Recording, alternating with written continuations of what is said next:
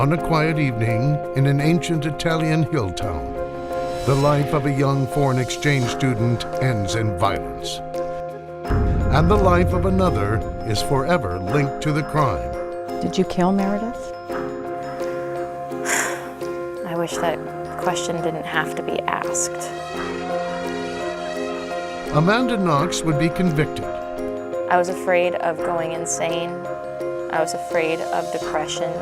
She contemplated suicide. If I'm going to die in prison no matter what, do I want that to be the one thing that I have that's on my terms? Knox Amanda is free. And then she was speeding home. I was not hungry, I was not tired, I just was alive, and I was free. Amanda's name is finally cleared, or is it? The UW student is on trial again. I did not believe that I would be going through this again. As she hopes for closure, Amanda Knox sits down with the first Seattle reporter to tell her story. I'm not hiding who I am, like I'm not running around in a disguise. You're watching Amanda Knox, Her Life Now. Good evening. I'm Linda Byron. In 2007, Amanda Knox looked the part of the all-American girl next door. She was a 20-year-old honors student here at the University of Washington, preparing for the adventure of a lifetime. She was off to Italy for a year-long study abroad program, determined to change her life. I had an idea of what it meant to be an adult, a confidence, a freedom, a sense of purpose. I was hoping to come back home from Italy having made friends that I would then be able to say, come to Seattle. Being an adult is not what I thought it was going to be. Knox wouldn't see Seattle again for more than 4 years. Just weeks after she started her classes in the idyllic walled city of Perugia, her British roommate, Meredith Kircher, was found murdered, and Knox was arrested for the crime. Instead of the experience she dreamed of, what Knox learned most about Italy was its justice system, a system very different from America's. In Italy, a person can be held in jail up to a year without ever being charged. In the U.S., it's 72 hours. In Italy, jurors are free to watch and read everything about a case. In America, jurors are sequestered in high-profile cases. And in Italy, you can be tried again, even after being acquitted. In America, there's no double jeopardy. I did not believe that I would be going through this again. I shouldn't have gone through any of it. I traveled to Perugia 3 times to cover Knox's long, serpentine journey through the Italian justice system. No other story in my career has generated even a fraction of the interest as this one. And people always have the same 2 questions. Did Amanda Knox do it? And who is she, really? The purpose of this program is to help you answer those questions for yourself. Recently, Amanda Knox agreed to sit down with me here in the UW library to talk about the case that still plagues her. Knox's strongest defense is the absence of any physical evidence placing her in the bedroom where Kircher was found with her throat slit. The DNA of this man, Rudy Gaudet, a known burglar, was all over the room. But unfortunately for Knox, the forensic evidence implicating Gaudet didn't come back until nearly 2 weeks after police had arrested Knox and her Italian boyfriend, Rafael Sollecito. The only people that they were even talking to or interrogating or anything were those who were close to Meredith, and everyone else had a solid alibi, and then there was me and Rafael. And we were easy. It was Sollecito and Knox who'd first called police after Knox said she discovered the door ajar and blood in the bathroom of her house. Police zeroed in on them as potential suspects, finding their behavior odd.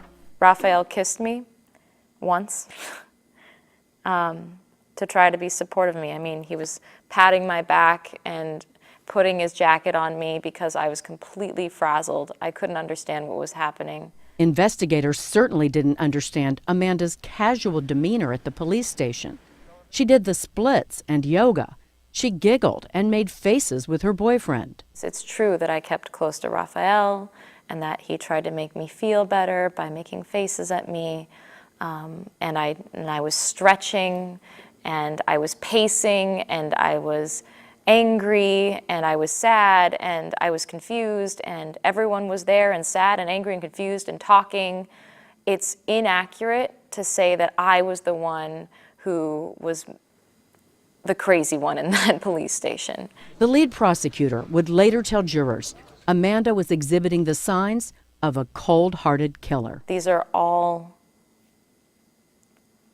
little things. They're not signs of a psychotic personality. They're not signs of guilt. I was interrogated for over 50 hours in 4 days. Knox said she thought she was helping police solve the case until they turned on her. If you want to find the murderer in someone, I think that you're able to find any excuse for seeing evil. They didn't believe she'd spent the night at her boyfriend's house as she claimed.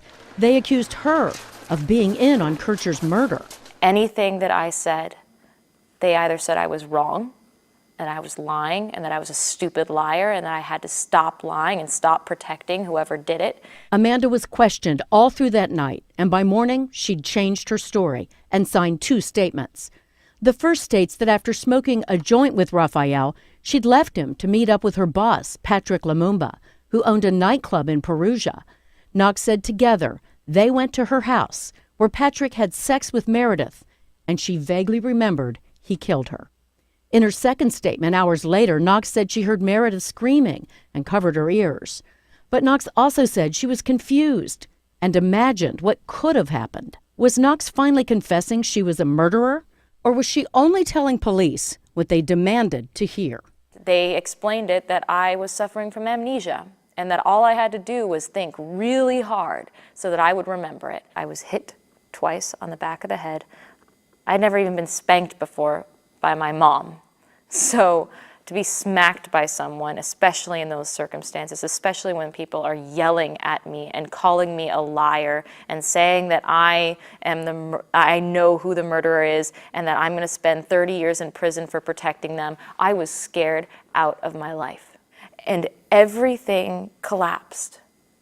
I could not make sense, especially in my exhaustion, especially in that language. I just could not understand why they were treating me that way. And the only conclusion that I could come to from my 20 years of life experience was that they must be right. Knox says it was the police who threw out Patrick's name. He'd texted her not to come to work on the evening Kircher was murdered. Knox texted back, "See you later," and police interpreted that as plans for a rendezvous. To them, a confession was a confession was a confession, and that is not the case. When you berate someone and push them and confuse them and lie to them and convince them that they're wrong, you're not finding the truth. Just hours later, after she'd had a break, food, and water, Knox tried to take back the incriminating statements, writing out her own account. It was too late. She and Raphael were on their way to 4 years in prison, and police had their motive. Knox, Solecito, and Lumumba had sexually assaulted Kircher, who died fighting off the attack. There was one problem. Lumumba had an ironclad alibi and had to be released soon after his arrest. Even so, prosecutors stuck with their group murder theory. And when the crime scene analysis came back, implicating Rudy Gaudet, he simply took Lumumba's place as the third member of the devious plot. Their theory was Amanda Knox goes wild in Italy, does drugs, is sex obsessed, and gets entwined in a drug-fueled sex game. What about it? It's impossible. There's no trace of me in the room, so how would I have done that? Knox would sit in prison while the investigation dragged on for almost a year. No matter how bad things seemed, it still didn't change the fact that I didn't kill my friend, and so I couldn't be found guilty. Coming up, when the trial came, it ended in a way she never imagined. I had to come to terms with the idea that my entire world were those walls.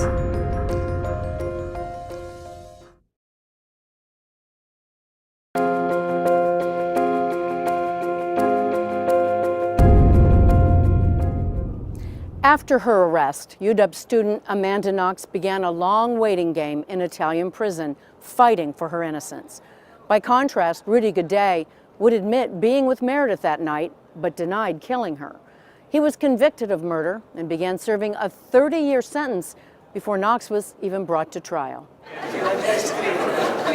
When her trial did get underway in January 2009, it dragged on for almost a year. During that time, her reputation was trashed. The once wide-eyed student was now Foxy Knoxy, the sex-crazed, angel-faced killer. And because jurors aren't sequestered in Italy, they could soak it all in. In court, prosecutors told jurors not only had Knox confessed, they had her DNA on the murder weapon, a knife from Solecito's kitchen, with Amanda's DNA on the handle and Meredith's on the blade. No matter how bad things seemed, it still didn't change the fact that I didn't kill my friend, and so I couldn't be found guilty. And then I was convicted, and I was plummeted into this despair of understanding that, they said a 26-year sentence. Her world was now the Capone prison. From my conviction onward, I had to come to terms with the idea that my entire world were those walls. And the longer that I stayed in them, the more unreal the world outside of those walls was going to be to me, which included my family. But Knox's family never stopped fighting for her. They went deeply into debt to pay her Italian lawyers and even rented a house in Italy to be near her. My family never left me alone. I always had someone to visit me. I always had the minimum amount of spending money that I could use to get coffee or shampoo. Still, Knox struggled in prison. She had little in common with the Italian women there. She missed Seattle.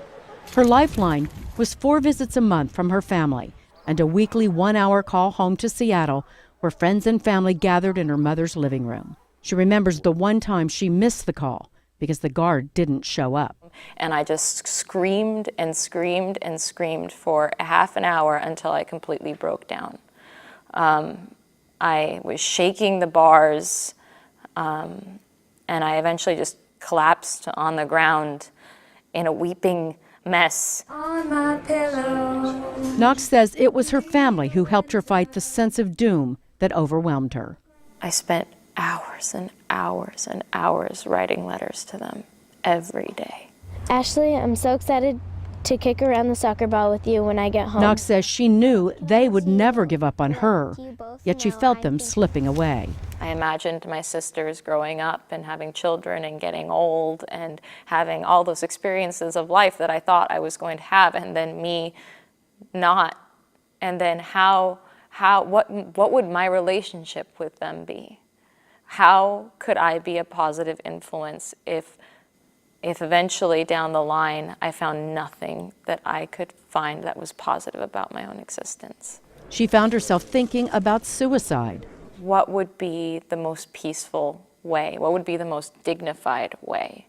What would be a gesture that would be meaningful for me? That would be my final gesture. If the only last meaningful thing I had was having control over my own death, what would that be? She'd been in prison 3 years when her appeals trial began in late 2010. I was a wreck. I was plastered in hives, stress hives. I was having panic attacks. But things turned dramatically in Knox's favor. The appeals court threw out all of the DNA evidence and dismissed the confessions as coerced. The case collapsed. I was a wreck up until that point because I was afraid to even hope. The funny thing is, you can't help but hope. They said I was innocent, and I couldn't hold back anymore. Completely overwhelmed. Knox fled Italy as quickly as possible. Her family and Seattle welcomed her home. I came home to people on the tarmac at the airport holding up placards saying, "We support you," and Rat City supports you, and Rain City supports you, and screaming, and I definitely did not expect that. I did not expect Easy Street Records to have a sign that said, "Welcome home, Amanda." That sentiment didn't fade in the weeks that followed. There were people who I did not know who were protecting me from paparazzi who were chasing me in the grocery store. And I feel like I want to say thank you to Seattle for that. Knox was safe in Seattle, and it would be nice for her at this point to simply write a happy ending. But last spring, the Italian Supreme Court overturned her acquittal. And right now in Florence, another attempt to convict her is underway. There's another young woman who will never have a happy ending. We were very young. She was still figuring herself out, and in the same way, I felt the same way. Like, I was there also to figure myself out. Coming up, Amanda Knox talks about her relationship with Meredith Kircher. Did you kill Meredith?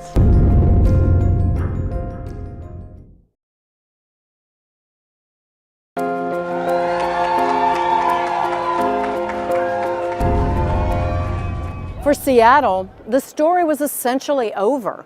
Amanda Knox was back from Italy after being pronounced innocent. And the other student in this story, Meredith Kircher, was largely forgotten. Meredith's family is still mourning her death and to this day believe Amanda was involved. We asked her about that.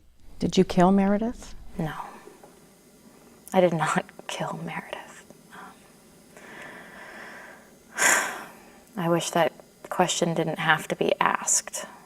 In her recently published memoir, She looks even younger than I remember her. Knox wrote that she felt close to Meredith. The first night I went there, she took me out to pizza with all of her friends. She was very kind and very smart, and she didn't quite know yet what she wanted to do with her life. They confided in each other. She said she either wanted to be a journalist like her dad, or she wanted to maybe go into like international relations. She was still figuring herself out, and in the same way, I felt the same way. Like, I was there also to figure myself out. I thought, oh, I'll be an interpreter, and I'll be a world traveler, and it'll be awesome. Those dreams were crushed when Meredith was murdered, and Amanda named as her killer. I was arrested before I was even able to really come to terms with the fact that she was dead. My lawyer showed me her autopsy photos in prison in preparation for what I was going to have to go through in court. I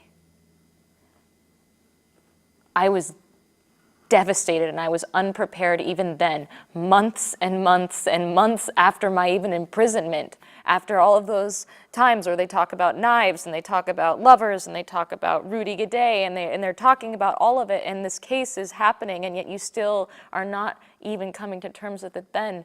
I actually had a friend who was murdered, and I've had to defend myself against allegations of being responsible for that instead of being able to come to terms with that and to grieve and to find closure. And I think about her most of all when I think about her family. I've never really had the chance to ever meet her family, and the conditions of their coming into contact with me ever were always through the courtroom. I want to see Meredith's grave. I want to be there, and I want to actually be able to say goodbye to her. Coming up, Amanda talks about the uncertainty ahead. I'm not willingly going back to prison, and because that's not where I deserve to be. And her strong desire to close this chapter of her life. There's more to my life than this murder trial.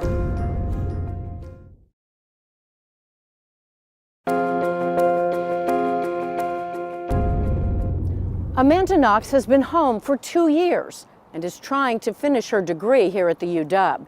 But the Italian justice system still isn't finished with her. Right now, in Florence, she's being tried again for the murder of Meredith Kercher. Knox, Amanda, Marie non sono presenti. It's definitely very stressful. It requires me to be very purposeful as far as prioritizing. At this very moment, I'm talking to you, and that is meaningful. After this, I'm going to go study like crazy for my math midterm. Knox received millions for the memoir she published earlier this year, enabling her to pay off her family's crushing debts. And that was a huge relief. But as far as for everything that they've done for me... When do you think you'll appeal? What will happen next? I don't think that that's something that I can pay back. It's something that I can try to pay forward. No one touched by what happened in Perugia on November 1st, 2007 will ever be the same. Her presence is missed every time we meet up as a family. Meredith Kercher's family is still seeking answers to her murder. Rudy Gaudet remains in prison for the crime, but his 30-year sentence was reduced to 16 by an appeals court that said it doesn't believe Rudy acted alone. Patrick Lumumba's nightclub went under. He sued Knox for slander and was awarded roughly $50,000.